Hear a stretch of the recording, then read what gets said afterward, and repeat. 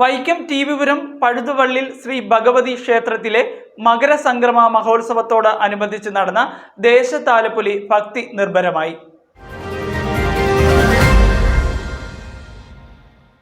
ദേവി വിഗ്രഹം അലങ്കരിച്ച രഥത്തിലേറ്റിയുള്ളതായിരുന്നു ദേശതാലപ്പൊലി. ചെമ്മനത്തുകര ചേരിക്കൽ അരിമ്പുകാവ് ഭഗവതി ക്ഷേത്രത്തിൽ നിന്നാണ് ദേശതാലപ്പൊലി ആരംഭിച്ചത്.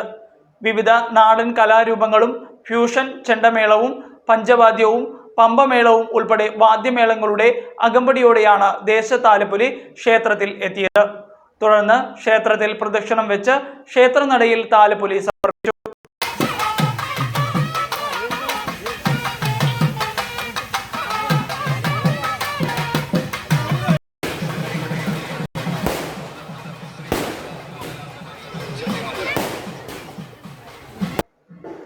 നിരവധി വനിതകളും കുട്ടികളും ദേശതാലപ്പൊലിയിൽ അണിനിരന്നു.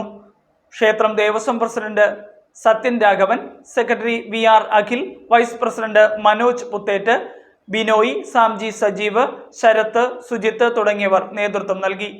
തുടർന്ന് ഭഗവതിക്ക് കളമെഴുത്തും പാട്ടും നടന്നു. City media, Vaikom.